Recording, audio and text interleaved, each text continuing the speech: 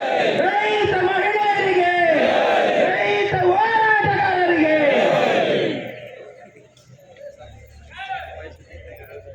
ವೇದಿಕೆ ಮೇಲೆ ಆಸೀನರಾಗಿರ್ತಕ್ಕಂಥ ಎಲ್ಲ ರೈತ ಹೋರಾಟಗಾರರು, ಈ ಪೈರ್ಮಂಗ್ಲ ಹಾಗೂ ಕಂಚನಹಳ್ಳಿ ಗ್ರಾಮ ಪಂಚಾಯಿತಿಯ ಏನು ಭೂ ಸ್ವಾಧೀನ ವಿರೋಧಿ ಎಲ್ಲ ಹೋರಾಟಗಾರ ರೈತ ಮಿತ್ರರೇ, ನೋಡಿ ನಿಮಗೆಲ್ಲ ಒಂದು ಪದ ಅವಾಗಿಂದ ಕುಯ್ಬಿಡ್ತಾ ಇದೆ. ಎಷ್ಟೊಂದು ಜನ ಗೊತ್ತದು ಗೊತ್ತಿಲ್ವೋ? ಏನದು? ಗ್ರೇಟರ್ ಗ್ರೇಟರ್ ಗ್ರೇಟರ್ ಗ್ರೇಟರ್ ಅಂದ್ರೆ ಏನನ್ನ ತಿಳ್ಕೊಂಡಿದ್ದೀರಾ? ಏನಪ್ಪ? ದೊಡ್ಡದು ಮಾಡೋದು. ಏನ ಅದ್ರ ಪಕ್ಕ ಏನದೆ? ಗ್ರೇಟರ್ ಬೆಂಗಳೂರು ಅಂತ ಕೊಟ್ಟವ್ರೆ. ನಿಮ್ಗೆ ಹಂಗ ಅನ್ಸುತ್ತ ಗ್ರೇಟರ್ ಬೆಂಗಳೂರು ಅಂತ? ಮತ್ತೇನು? This is greater DK. ಇದು ಗ್ರೇಟರ್ ಬೆಂಗಳೂರಲ್ಲ, ನಿನಗೋಸ್ಕರ ಮಾಡ್ಕೊಂಡಿರ್ತಕ್ಕಂಥ ಒಂದು ಖಜಾನೆ ಗ್ರೇಟರ್ ಡಿಕೆ. ನಿಜನಾ? ಇದು ಬೆಂಗಳೂರು ಸುತ್ತ ಒಂದಷ್ಟು ಜನ RTC ದಾರರು ಒಳಗೊಂಡಂತೆ ಇರೋ ಬರೋ ಜಮೀನೆಲ್ಲ ಅಮೀಬಾ ರೀತಿ ಕಬಳಿಸಕ್ ಮಾಡಿರುವಂತ ಪ್ಲಾನ್, ಪಕ್ಕಾ ಪ್ಲಾನ್. ಯಾರನ್ನ ಒಬ್ಬನ್ನ ಅಲ್ಲಿ ಹೋಗಿ ಕೂಡಿಸ್ತಾರೆ, ನೀನು ಅಧ್ಯಕ್ಷ ಕೂತ್ಕೊಳ್ಳ ಅಂತ. ಅವ ಎಬ್ಬೆಟ್ಟು ಇವರೇ ಎಲ್ಲ ಕಬಳಿಗೆ ಆಪರೇಟ್ ಮಾಡ್ತಾ ಇರ್ತಾರೆ. ಈಗ ಒಂದು ನ್ಯೂಸ್ ಬಂತು, ಇವ್ರು ಯಾರೋ ಪುಣ್ಯಾತ್ಮ MP ಆಗಿದ್ದವ್ರು ಹೋಗಿ ಡೈರೆಕ್ಟರ್ ಮಾಡೋರಂತೆ. ಈಗ ಅದಕ್ಕೆ ಮೊನ್ನೆ ದಿವಸ ನಾನು ಅನ್ಕೊಂಡಿದ್ದೆ ಇದು ಇನ್ನೇನು ಸರಿಯಾದ ಜಾಗ ಕೂತ್ಕೋತದೆ ಮಿಕ್ಕ ಹೋಗಿ ಅಂತ. ಏನು ಗೊತ್ತಾ, ನೀವ್ಯಾರು ವರಿ ಮಾಡಬೇಡಿ, ಡೆವಲಪ್ ಮಾಡ್ಕೊಡ್ತೀನಿ, ಡೆವಲಪ್ ಮಾಡ್ಬೇಕು. ಯಾರು ಡೆವಲಪ್? ನೀನ್ ಡೆವಲಪ್ ಮಾಡ್ಕೊಂಡಿರೋದು ಸ್ಕೀಮ್. ಇದು ದೊಡ್ಡದೊಂದು ಸ್ಕೀಮ್ ಅಷ್ಟೇ. ಗ್ರೇಟರ್ ಬೆಂಗಳೂರು ಅಂದ್ರೆ ತನಗ್ ತಾನೇ ಡೆವಲಪ್ ಆಗಕ್ ಮಾಡ್ಕೊಂಡಿರೋ ಸ್ಕೀಮು, ಪಕ್ಕಾ ಪ್ಲಾನು. ನೋಡಿ, ಉತ್ಕೃಷ್ಟವಾದಂತ ಭೂಮಿ ಅಂದ್ರೆ ಅನ್ನದ ಬಟ್ಲಿದು. ಅನ್ನ ಬೆಳ್ಕೊಂಡು ತಿಂತಕ್ಕಂಥ ಬಟ್ಲು. ಆ ಸೊಪ್ಪು ಸದೆ ಚೆಲ್ಲಿದ್ರೆ ಎಷ್ಟು ಸೂಕ್ಷ್ಮವಾಗಿ ಬರುತ್ತೆ ಗೊತ್ತಾ? ಸಬ್ಸಿಗೆ ಸೊಪ್ಪು ನೋಡಿದ್ದೀರಾ? ಕಣ್ಣು ಕಾಣದೇ ಇರೋಷ್ಟು ಮೊಳಕೆ ಆಗುತ್ತೆ.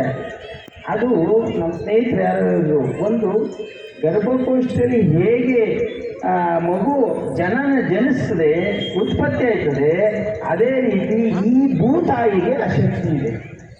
ಏನು ಅಂದರೆ ಸಕಲ ಜೀವಿಗಳನ್ನ ತನ್ನ ಗರ್ಭದಲ್ಲಿ ಅಡಗಿಸಿಕೊಂಡು ಪೋಷಿಸುವಂತ ಶಕ್ತಿ ನಮ್ಮ ಭೂತಾಯಿಗಿದೆ.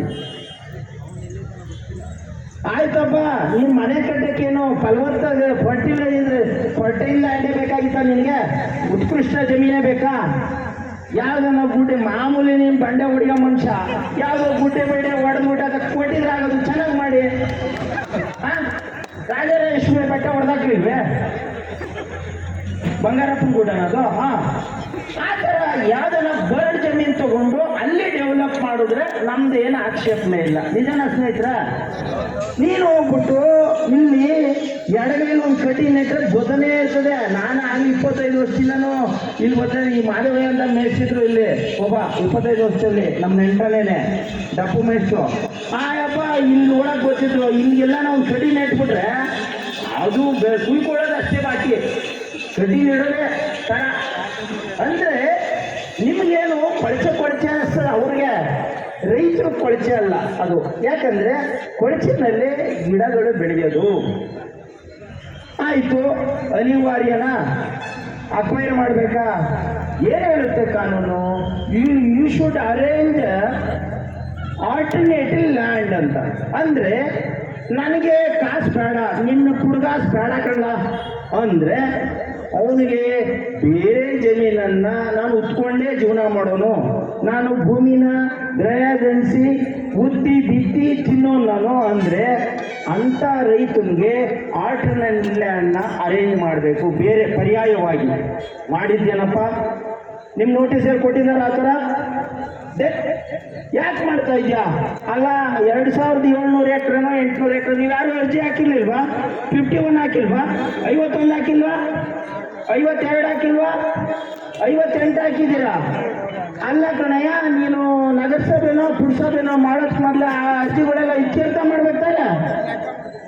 ಅವಿವೇಕಿ DC ಸರ್ಕಾರಕ್ಕೆ ವರದಿ ಕೊಟ್ಟವನೇ ಶೂನ್ಯ ಅರ್ಜಿಗಳು ಅಂತ. ಶೂನ್ಯ ಅರ್ಜಿ ಅಂದ್ರೆ ನೋ ಅಪ್ಲಿಕೇಶನ್ಸ್ ಇನ್ ದಿಸ್ ಪಂಚಾಯತಿ ಅಂತ, ಅಂದ್ರೆ ನಿಮ್ಮವೆಲ್ಲ ಕ್ಲೋಸ್ ಮಾಡಿಬಿಟ್ಟಿದ್ವಿ ಅಂತ. ಈಗಿರ್ತಕ್ಕಂಥ ಅರ್ಜಿಗಳನ್ನ ಇತ್ಯರ್ಥ ಮಾಡೋರು ಯಾರು? ಈಗ ಪೇಪರ್ಲೆಸ್ ಜಮೀನು ಹೊಂದಿದಾರಲ್ಲ, ಪೇಪರ್ ಇಲ್ಲದೆ ಅಂತ ರೈತರ ಕತೆ ಏನು? ನೀನು ಅಮೀಬಾ ರೀತಿ ಒಳಗೆ ಹಾಕೋಬಿಟ್ಟು ಒಂದಷ್ಟು ಆರ್ಟಿಸಿದಾರರಿಗೆ ಏನು ಲ್ಯಾಂಡ್ ಇದೆ 5 ಎಕರೆ 2 ಎಕರೆ 3 ಎಕರೆ ಅವ್ರಿಗೆ ಪರ್ಯಾಯವಾಗಿ ಪುನರ್ವಸತಿ ಎಲ್ಲಿ ಕಟ್ಟಿದ್ಯಾ? ಈ ಬೇರೆ ಲ್ಯಾಂಡ್ ಎಲ್ಲಿ ಕಟ್ಟಿದ್ಯಾ? ಲ್ಯಾಂಡ್ ಎಲ್ಲಿ ತೋರಿಸಿದ್ದೀರಾ? ಇಷ್ಟು ಜಾಗನ ತೋರಿಸಿ ಬೇರೆ ಅವ್ರಿಗೆ ಉತ್ಕೃಷ್ಟವಾದಂಥ ಜಾಗವನ್ನ ಮಾಡಿಕೊಟ್ಟು ಪುನರ್ವಸತಿ ಕಲ್ಪಿಸಿ ಆಮೇಲೆ ನೀನು ಲ್ಯಾಂಡ್ ಅಕ್ವಿಜೇಷನ್ ಬಗ್ಗೆ ಯೋಚನೆ ಮಾಡಿದ್ರೆ ನಿನ್ನನ್ನು ಉತ್ತಮವಾದಂಥ ರಾಜಕಾರಣಿ ಅಂತ ಹೇಳ್ಬೋದಾಗಿತ್ತು.